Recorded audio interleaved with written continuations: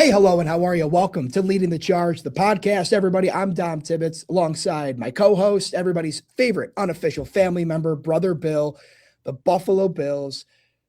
If you had asked me how I thought this podcast would start in the first half of the game, I would have said, well, doom and gloom. You're not going to like what me and Bill have to say here, but somehow, some way, the kids are never dead. The comeback Bills, 35-31, a second half performance to remember. Bill, it's the same theme we've been talking about like the last 3 weeks. It's a tale of two halves. They did it against the Steelers and then more so last week against Cincinnati. I didn't think it could get more wild and crazy, but they came back from 21 points down to beat the division rival who was up top in the division, keeps them from getting that hat and t-shirt and claiming the division. What a gutsy performance. We will get into the good, the bad, the ugly, the great, but just can you describe to me as a fan your emotional roller coaster of going through this game? Dude, it just starts off and it's your worst nightmare. Like everything we didn't want to see. And we haven't we were coming in on high vibes. I feel like I felt good all week. Mm-hmm. And just right off the bat, you were just getting, hit with baseball bats basically. And you're just like, dude, this is pathetic. They're gloating online. They're freaking people making videos trolling us already, calling it early. And it felt pretty awful. Like I think I've said this before, don't judge me on my first half tweets because I'm definitely piling on. And it's things that we don't like to say. Like a lot of the issues are still the same things we see every week. And you're always afraid it's going to come back to bite us. And in the first half, it looked like it was like, Josh hits Brandon Cooks in the chest and he bobbles it for 6 steps out of bounds. You're like, dude, what? It's almost like a cartoon when it's like when you're trying to pick up a basketball and you keep kicking as you kneel down. That's what it felt like watching that play. Just nothing could go right. And we were getting ran through. Our defense looked terrible. And then the second half Bills did what they've proven they do. And I think we need to start, maybe I need to start withholding maybe I need to take away my Twitter for the first half and wait till the second half to tweet because I'm definitely doom and gloom. This is awful. And then they make me look stupid and I'm happy. I'm always happy when it happens. I also know the take of the Freezing Takes Exposed Twitter account could have had a field day with Bills fans in the first half, Patriot fans in the second half. Like I'm sure Dave Portnoy, who was the leader of the Patriots regalia yesterday, has gotten some freezing cold take videos. I'm with Bill on this one too. Like I was slamming this team in the first half because two things can be true. You can turn a game around the second half and we can talk positively about this team, but they looked so unprepared, so unmotivated, so lost in the first half. The first drive of the game, Max Harrison can't make that third down stop. Keyshawn Butte goes down for a huge 30-yard gain. And then they end up scoring a touchdown from Drake May, a couple punts, Bills offense, non-existent at all. And the Patriots rip off another touchdown, Drake May again, and then the Travion Henderson, the first touchdown in the second quarter. So yeah, when the Bills look as bad as they did, and you're down 21 points to one of the league's best, yeah, I think everybody has the right to be upset and can criticize this team for having a dumpster fire of a first half. That being said, they came out in the second half, and I think things completely turned around. Before we get to that, Bill, I want to just say the first half defense, what would be like your panic meter from 1 to 10 on where you feel like this defense is? Because the first half, how many more times can they keep getting away with this, right? To me, it just feels like it's like the Breaking Bad thing. It's like, they can't keep getting away with this. Right. I don't know how many more times you and I are going to have this conversation, and it's going to end with, oh, well, the Bills won in the end.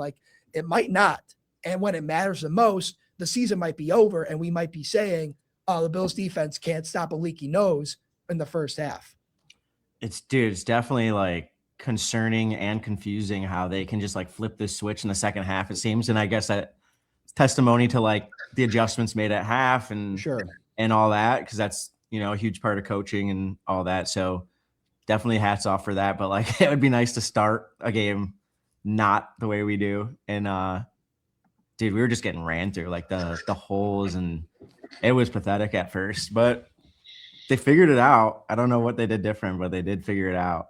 It felt very we had like Trey White picks, we had Matt Milano sacks.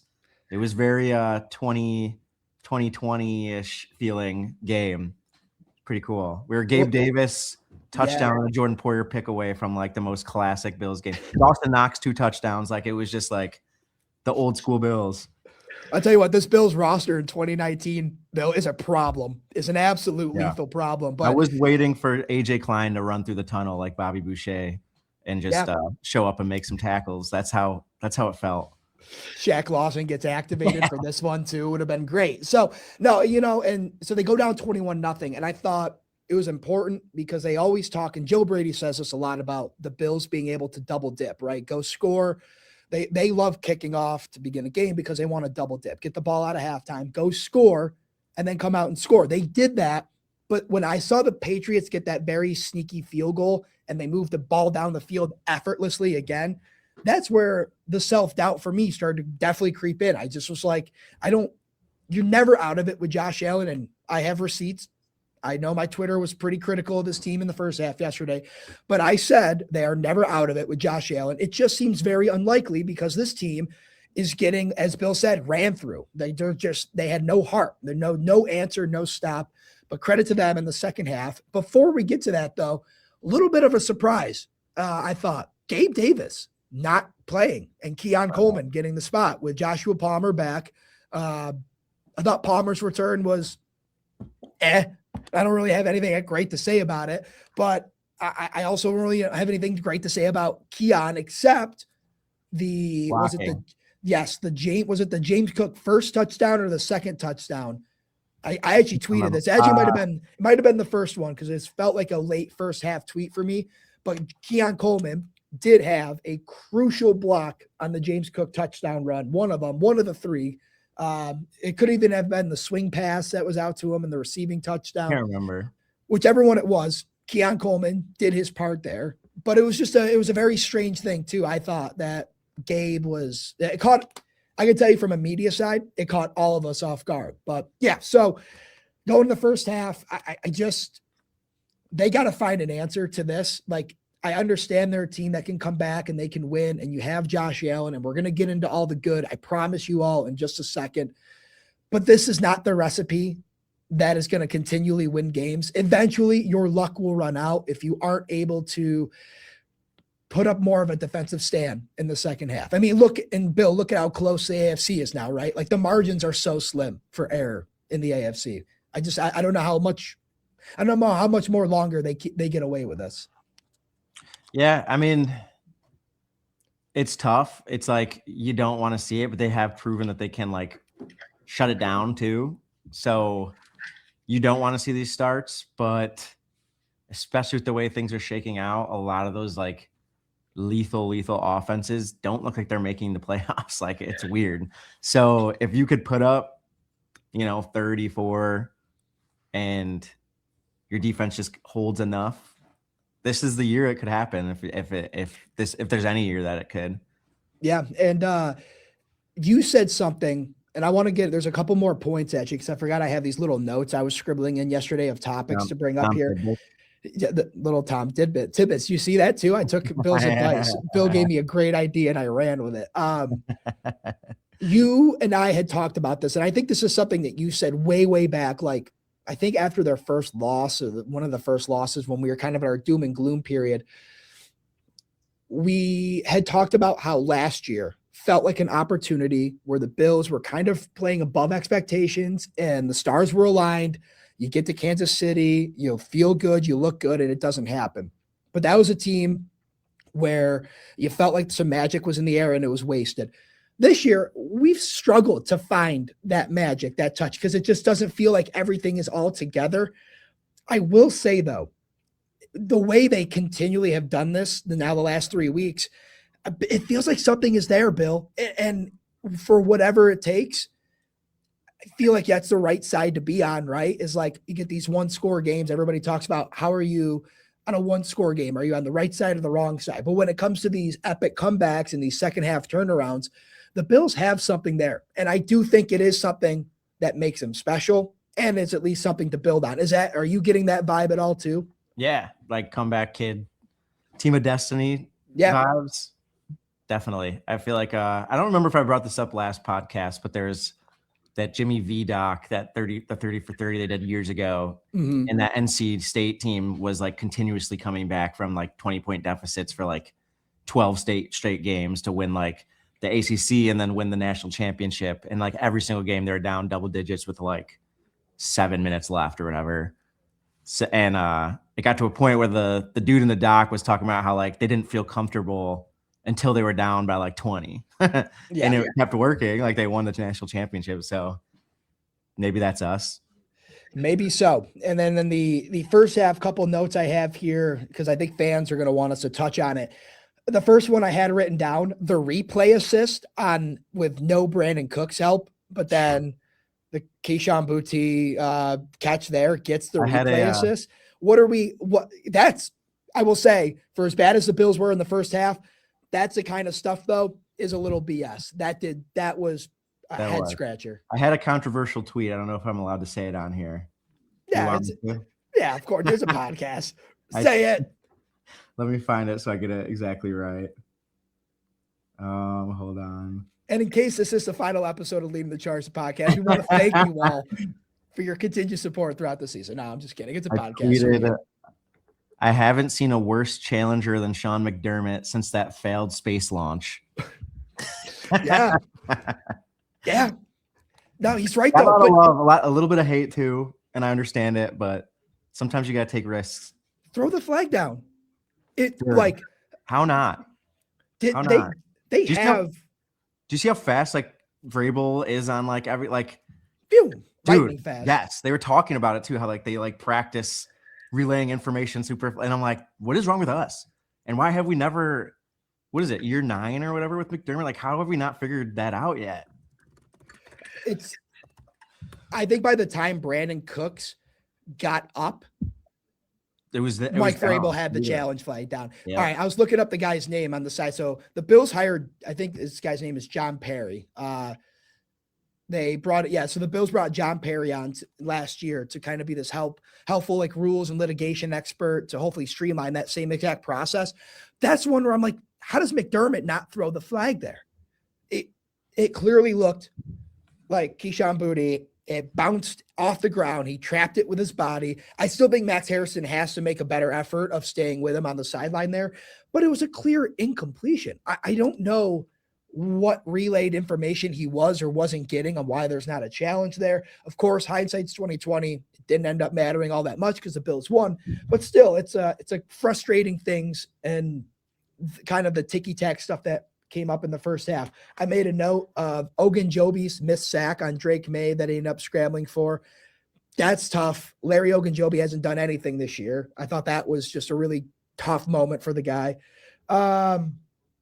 Punting on the New England 48, and you threw a screen pass on 3rd and 15. I was just about to bring that up. So I thought, Bill, if you're going to throw the screen pass to Khalil Shakir on 3rd and 15, you're going to go for it on 4th down. Right. But they don't, and they punt it. What are we doing? What are you doing? Was probably my moment where I really broke on Twitter and in that first half. That was the moment that broke me, where I was like, all right, this is so fucking dumb. I don't know if I can say that word. That's all right. It's all right. That's so dumb. Yeah, it's all right. But it is though, because and I saw I'd have to go back, look at my Twitter for the rules and analysts of the surrender meter, the stat is called. It's an absolutely egregious percentage that the Bills punting in that situation. It is not, I think it's the 2% right call to make. And in case you guys aren't good at math, I'm not, that means it's not a good call. Go for it. You're already down. I don't know. I don't understand in that moment what McDermott was thinking of too. So some blunders, things happen. You go to halftime. I don't know if they got the coach Ned Yost. Remember the Titans talk in the locker room at halftime? Because we blitzed all night. If they gain another yard, I'm sitting every last one of you. But kind of was. Drake May, 41 yards, 4 of 11, They held them to 7 points. If Travion Henderson does not break off that massive 65-yard run, the Bills pitch a second half shutout. Let's get into the good stuff, Bill. And I'll start with Josh Allen. That guy is the NFL MVP frontrunner if the season ended today, and I don't think it's particularly close. What an absolute, like, the 3rd and 15 pass to Dawson Knox for a touchdown, 3rd and goal from the 14, I actually think it was. First off, a seed, a laser, a dart, laser beam, whatever you want to call it. Great game from him. We'll get into Dawson Knox here in a second too. But that is why I tweeted yesterday, you are never out. And if the Bills' recipe to success revolves around Josh Allen continually doing this, it might not feel like a recipe for success, but I'm in the party, Bill, of run it until proven otherwise. Until Josh Allen gets stopped and he doesn't perform in these situations, I will not believe that the Bills are ever out because of what he did. It was an unbelievable performance. What did you take away from it? Yeah, dude, it was unbelievable. And he's like put this stretch together, and which he does almost every year, it feels like, once we get to this point where we're all like, December football. Over, December comes and he's like Santa, dude. He shows up in December and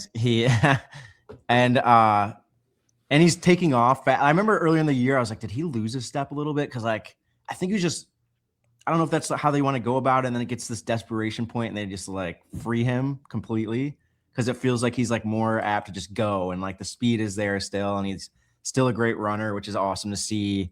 But like some of those throws were incredible. The emergence of Dawson Knox has been huge too. Like that, just having those 2 tight ends now that are actually, and then you get like Jackson Hawes will have like one really crucial catch. I think we had a big, like maybe 3rd down conversion, if I remember correctly. Yes, he did. Yep. He kind of like leaked out to the right and Josh hit him. But it's been incredible. And it's really, I'm not trying to get ahead of myself, but you're already seeing some of these like big media, like talking heads, almost like disclaim the idea of if we go on a playoff run, and like how this playoff is weak now and Mahomes isn't there. And I feel awful about what happened to him, because like that's not the way you want to see. Right. You want to see them eliminated, but you don't want to see it like that. For sure. But I think what has to go, and like you said, like MVP right now, like lead runner, like you have to put the puzzle, or the main part of that like puzzle of these, like the Lamars maybe not making it, the Burrows not making it, maybe, I don't know if they got officially eliminated, the Chiefs not making it, is that Josh beat all of them. Like he beat every single one. So like the fact that they're not in the playoffs is a lot to do with Josh beating them, you know, putting the Ravens in an early hole that like seemed to like derail the start of their year. Really, like they kind of crumbled after that. You have Burrow coming in hot, you know, takes the L here. And then you have Drake May, who is the MVP frontrunner, it seemed like, just took a loss. Chiefs in a very crucial, as they're climbing the ranks and kind of getting things back going, we beat them, and they've kind of like derailed since. So like part of, like you said, part of that conversation is who he's beat and what he's stopped them from. Like if we do go on a playoff run and everyone wants to say it's like cupcakey, it's because Josh beat them all in the regular season and kept them out of it. And to your point, the Bengals and Chiefs both eliminated yesterday with losses. So and listen, the MVP conversation with Josh right now is going to be a lot of what it was last year, because the stats might not be the best out of any quarterback in the NFL right now, but they're surely up there. But it's also, again, I think of what the word MVP means, most valuable player. Without Josh Allen, we all know this team is at best 7-10. Yeah. Without Josh Allen. But that's the effect he makes. And to Bill's point there too, just to reiterate those quarterbacks, it's Patrick Mahomes, Joe Burrow, Lamar Jackson, Baker Mayfield, Aaron Rodgers, and now Drake May. The guy has, and I know Josh Allen's not playing them, like he's not squaring up against them, but when it came down to it, he has a win against all of those guys. And I think that has a lot to do with the fact that he obviously extend plays. He can make something out of nothing. There was a bunch of times he did that yesterday. The Dawson Knox throw was, I think, the epitome of that when it was 3rd and goal, or 3rd and goal from the 14. There's just so many things that Josh does that I also think gets talked about, but also doesn't get talked about as well. It's the threat that he presents on a field that every defense has to account for it. So it opens up plays for the tight ends to get more involved, for James Cook to be able to have more success in the run game or get open in the pass game, which you and I have talked about has been a really nice boost for this offense. Josh Allen is the NFL front runner in the MVP race as the season ended today. I think there's still a lot more that can change. I think he still has to come by and close out the next 3 games of the season here, but he's put himself in a really nice spot. It also helps too. Listen, that guy's a soon-to-be father, and he was connecting with a father this week. The dad chemistry. I called it what did I say on air yesterday? This is one of the funniest lines. I just ripped it off in my head. Didn't even script it. When he scored the third goal touchdown to Dawson Knox, I called it the Goo Goo Gaga touchdown. And that really came out of my mouth on air. But I mean, that's you didn't get fired right away? No, I didn't. I actually got a nice laugh from one of my anchors. So, right now. So maybe afterwards, if my boss calls me into his office, he's going to be like, let's watch this clip and see what's going on here. I don't know. In the moment, I thought it was clever, but yeah. I mean, credit to the guys who are soon to be fathers and fathers. They found a way to get it done there too. The dad chemistry, Bill, was off the charts yesterday. So, is there anything particular about Josh that we didn't get into before we hit out a couple other points here? I just want to make sure that we didn't gloss over anything. Puking on the sideline. Yes, great call. Yeah, that was great. Most valuable puker, some are saying. Like what you did there, the MVP. It's so funny to hear. So I think Elena Getzenberg asked him the question after the game, and Josh is nonchalantness about just be like, hey, what was going on the side? Oh, I just didn't get enough out pregame. Are you okay? Yeah, I'm fine. I'm good. You forget that that's one of the more known things about Josh Allen is him being a puker. And you just don't get to see it because he probably is doing it on a normal, in the locker room, somewhere private. But it happened in the game yesterday. And the cameras just caught it, and him being like, I'm surprised more people don't catch it. It happens on the sideline all the time. That's news to me. I don't very much see that guy ever throw up on the sideline. So Allen, the MVP, most valuable player right now, most valuable puker. Let's talk about our boy a little bit too. I mean, James Cook, another 100+ yard game, Bill, 3 touchdowns. God bless James Cook, dude. Your tweet yesterday, extend the extension. Yeah. Pay him more. I might start a GoFundMe. I might just start funneling $100 every week just to James Cook, just because I love him so much. He's so good. I wonder if he makes a certain percentage on those cookies, because we could just start a massive buy on all those cookies. True. And that could maybe help fuel his piggy bank a little bit there too. True. But yeah, I mean, that was the other thing that was nice too, is to watch the Bills not abandon the run. They didn't abandon James. They stuck to it. They knew that the Patriots were a little weak without Milton Williams being in there, that they were going to have some success in the ground game if they could get it going. And I do not give Joe Brady enough flowers this year, because sometimes he hasn't deserved it. But I will give Joe Brady and the offense their flowers there in the second half. I love that he stuck with James. Holes opened up. I love that they're using him in the receiving game. That's just another thing too. It's yes, I want the Bills to have a lethal wide receiver, somebody that strikes fear into an opposing defense, because sure as hell ain't anybody on that roster right now. Nobody in the defensive secondary on any team is giving them respect. They strike fear into ourselves. That's the only people that's striking fear into is me, you, and every other Bills fan. And listen, that's not good, because we're not lined up covering them, that's but it's if I'm Christian Gonzalez, I am not fearful of Joshua Palmer coming off an ankle injury, or a Keon Coleman who's just really making good blocks out there, who can't catch the only target he brings in for the entire game. All that being said, somehow it goes back to what I said earlier. There's that little bit of magic of how the Bills offense, when it clicks, can make that 3 tight end set work, how they can orchestrate it with James Cook and Josh in the run game, and then just that little bit of magic that Josh Allen can provide to a receiver here and there. Only time will tell how long this successful stretch can run them out for. But they're, if our best receivers have to be our running back and our tight ends, as long as we lean in, if we can keep Dawson doing what he's doing and playing the way he's played this year, and you start using Cook more, Like you can kind of like at least like Shakir got going a little bit. I think he had like 60 yards.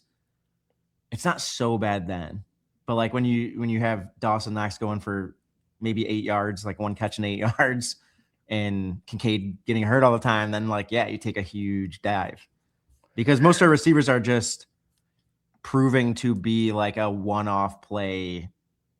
You know, if Palmer gets a 20-yard catch, that's his quota for the day. Like we're not seeing too much after that, you know? Yeah. So looking at the receiving stats here, Khalil Shakir did have 5 receptions, 65 yards. So a nice little, I would call it a very Shakir day for Khalil Shakir. Complimentary. Like it's just a nice complimentary thing. For sure. But then the next 3 guys, Bill, it's Dawson and Kincaid, both have 3 receptions each. Palmer with 1 catch, 16 yards. Ty Johnson, 3 catches, 15 yards. Ray and Jackson had 1. James 2, 1 or 3 targets for Brandon Cooks, no catches. I don't know. Oh, maybe because the penalty on Keon negates the target that he got there because it was the defensive PI. But I thought Keon had a target in there too. He definitely did. I remember that. So, I mean, on the box score shows like the everybody eats thing to a T. Like there's a lot of people eating in there. Just nobody's feasting still. No. You know, like Khalil Shakir had, I would say, a pretty full-ish belly. Dawson Knox, well, his wife used to have a full belly, but that's being resolved now. But he's, he might have had a little bit of a full belly yesterday. Kincaid, kind of a quieter day for him. Yeah, if it works, it's great. If it doesn't, it's not. But I think with the way the Bills have played in the second half, at least right now, I'm going to hold judgment because it's working. And if it ain't broke, don't fix it. So maybe this is just the way they can roll out through. I mean, their next 3 games are the Browns, the Eagles, the Jets. 1 more road game, then 2 home games, the final game at Highmark Stadium. It is a very winnable stretch for them because I don't think the Eagles scare me as much, Bill, as they would have maybe, let's say, like a month ago. I think the Eagles are a very beatable team. They're good. Don't get it twisted. They're a defending Super Bowl champion. Yes, but they're beatable. So, other thing I want to get into too, you mentioned this earlier and I wanted to circle back to it. Defensively, obviously giving up 31 points again, tough day for the defense, really tough first half, but they came back, only let up 7 points in the second half. You mentioned, was it Poyer, just being out there, Matt Milano with 2 sacks, Trey White with a pick, and then Taron Johnson with a huge breakup on Hunter Henry there on a 3rd down conversion late in the game that forced the 4th down. Joey Bosa with a huge play to deflect the pass on the 4th down. Whatever it is, right? Like, hey, the 2019 Bills showed up yesterday. What did you think about Matt Milano? I'm excited because he's got some juice still. That was the best game in a long time. He looked really good.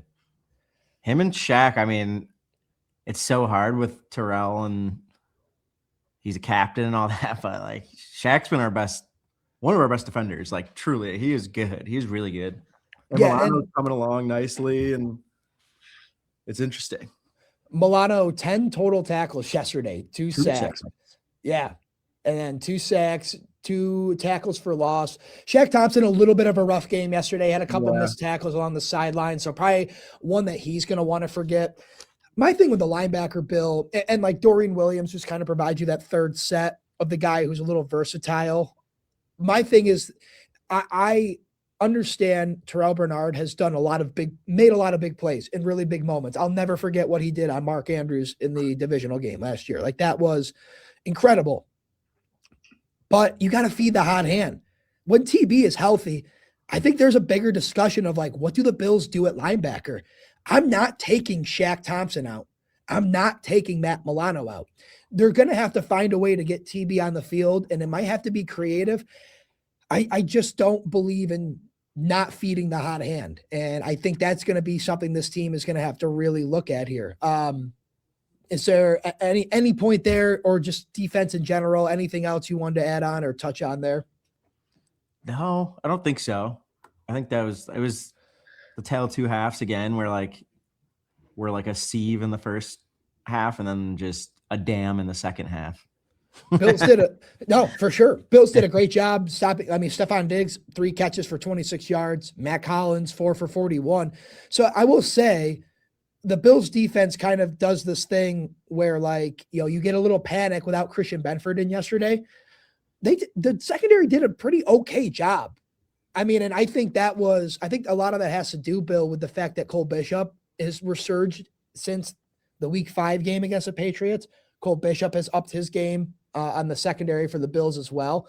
But that stat sheet for the Patriots receiving core, I mean, it's 155 yards of just passing offense from them alone. So I'm okay with that performance and the way that they were able to negate the Christian Benford absence. There were moments like in the second half when they were still down, I was like, man, it'd be great to have Christian Benford have a clutch interception right here.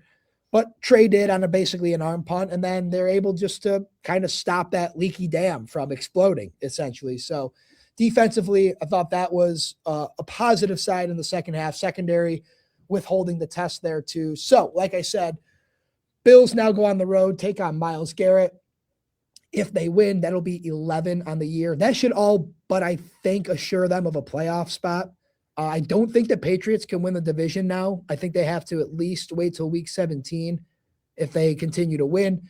They play the Ravens, so that'll be a really tough game for them too. And of course, with every game day comes a new Brother Bill video. And this one was great because we got to see little Bill, a little clone. Went back to the time machine, back to 1999, 2000, 2001. Found a little clone of yourself there too. This was have you ever done the little child take? No, with the Patriots? All right. Well, there it is. I mean, like you always say, you got to get creative when it comes to those division opponents. Take us through the thought process on the newest video. So that was one of my good friend's son, and he has been like really wanting to be in a video probably the last couple seasons, like really on me. And I had the idea a little, like probably like October, honestly, because his dad could be like, yeah, you think you could get, Cole in? So I was thinking, and at that time we hadn't lost the Patriots yet. So I thought maybe it would be like, I was thinking of like a Forrest Gump style, like throwback to when like he's getting picked on as a kid still. And like, he started, instead of running, it was like, I just kept punting or something. And then we lost, and it kind of added to the storyline. It's like, okay, this is more like I said last week at the end of the pod, like, I feel like I've gotten a little like, you kind of start forgetting what the Patriots were to us because it's been kind of boring the last few years. None of those games have mattered much since, like, I guess the Mac Jones, like, win game thing was the last real rivalry feel, I feel like, to that. Right. So I just kind of started thinking that way of like, okay, let me think of like me, how I feel now that like, oh, it's been kind of easy lately, but like, let's get back to what it used to feel like. Cause for, he ruined Tom Brady and the Patriots ruined my childhood, truly. So got on eBay, found like a youth JP Lossman jersey, found a youth Tom Brady jersey. They had one of his buddies from the hockey team that he's on beat the Tom Brady kid. And we just did that on Saturday. So yeah, it was just like kind of like the Rocky training theme where like he's like lifting weights in like the shed. Right. I did the clams. And then a timely Christmas thing because it's kind of like Christmas Story, like Scott Farkas vibes where we go back to the future and I'm getting picked on by the same kid, except now he's got a Drake May jersey on instead of a Tom Brady jersey. That was it was a good full circle, relatable Bills story. The whole story arc on that is just because I immediately picked up on the Drake May jersey there too. Like, but you really did feel like you're like teleported in time a little bit because it is funny you say that though. Yesterday was obviously, and this season's matchup against the Patriots have been good, kind of like what it was. I'll say like 2018 to 2019 period when like the Patriots were starting to, the parabola was kind of meeting in the middle a little bit. Both teams were, one was descending, one was ascending into where they are now. But I think Bills fans had kind of forgotten what it was like. I mean, the Dolphins and Jets have just been so bad and have really struggled so much that, this is kind of the prime AFC East rivalry. And I think yesterday's game felt like that. So that's where like man, I go back, Bill. I just it's hard. It was hard for me not to like look back and while I was watching your video and like think of like when I'm watching like a game with my mom. So like my mom would watch a Bills game, my dad would watch the Giants game. And like if I was with my mom's family, the Patriots, man, like I was not allowed to talk about anything the Yeah. Patriots. Like if I had a buddy who was a New England fan or like I talked about Tom Brady in a certain way, I would have to go watch the game in the kids' room. You know, it was it's nice to see a little bit of that hatred come back a little bit for both fan bases. And obviously with the Bills coming back the way they did, I thought that kind of just put a little cherry on top. So very well done. Very good video. When was the last time you had to do? Was the Browns video? Was that weird, like Detroit game? Yeah, I think it was. Right. Yep. It was a long time ago. I'm trying to think when I did that one. I think I had like I think I sent like a message in a bottle down Lake Erie telling them like they suck or something. I can't remember what else I did in that one. Yeah, that was a while. That was probably like 3 years ago. Yeah, that was that weird game where they had to play it in Detroit because of all the snow. Nobody could get to the stadium here in Orchard Park. Really weird. 2022 was a blur, the craziest year I will ever say. So just in terms of what we're doing, looking ahead here, folks, when the Bills clinch the playoffs, I've had it in my notes that I want Bill and I to talk about like what the best matchup would be for the Bills and who they want to play. I think we could get into that, but I want to wait till the Bills actually make the playoffs to officially have that conversation. So that'll be something we'll dive into there as well. As always, thank you very much for tuning in, watching, subscribing. Our downloads have just been skyrocketing the past few episodes. So thank you guys. Bill, is there any last point about this game, about the Browns game? Anything else we need to talk about before we let the people go enjoy their victory Monday? I don't think so. Good game again. Like not the best start, not a complete game, but we finished business and we took down a really good team. So can't be mad at all. And now you just got to finish it. I mean, don't want to get ahead of yourself, but like that was probably the hardest game of the last 4. I would say Eagles are no slouch, but that's and anything can happen. So I'm not trying to discount any other team because that would be the most classic thing ever is to like, yeah, right. Imagine beating the Browns, beating the Eagles, and like losing to the Jets at. I don't even want to say it. Knock on wood. Edit that out. Don't even put it first. In that final game at Highmark, who would have known too? But that'll actually be something that we'll look forward to telling. I think there'll be an episode where Bill and I, because I've been to the stadium enough now. Bill has obviously grown up going to that stadium too. We'll talk about some of our favorite stories when that comes around. But obviously first, actually, I have a question for you, Bill. How's Big Phil? He said he's okay. Okay. I did talk to him briefly. He All right. said, I'm doing okay, yeah. So It doesn't sound too serious. And I actually, so my winter coat that I used to wear when I was Big Phil cosplaying was like, dude, it was like 60 years old. It was like an old, like I think it was my grandpa's, and then my mom had it. And it ripped like completely. Just like I took it off, like it was hanging up for too long in one position, I think, and I grabbed it and just tore like into shreds. Oh no. So yesterday my parents are going out of town for Christmas because my sister is about to have a baby and she lives in Texas. So we did Christmas yesterday and I got a new Big Phil coat for Christmas. So pretty big.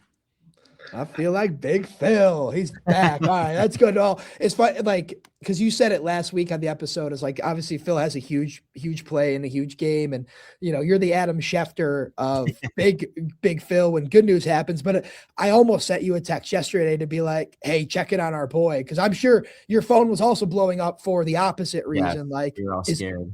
Is your brother okay? Essentially, But yeah, so it's good. Glad to see Big Phil's okay. Bills take on the Cleveland Browns. That'll be next Sunday's game. A lot of really fun stuff in store as we wind down the regular season. Hopefully the Bills clinch a playoff spot so we can talk about that a little bit more. So yeah, my last thought is that it's ugly. It's not the way anybody wanted to happen. But ugly wins are always better than pretty losses, and the Bills are just never dead. And don't ever forget that. And if you're not a Bills fan and you happen to be listening to this podcast, just remember the Bills are never dead because Josh Allen's a cyborg. He's a freak. He is a god, and he will find a way to get the job done. For Brother Bill, I'm Dom Tibbetts. This has been Leading the Charge, the podcast. Talk to you guys soon.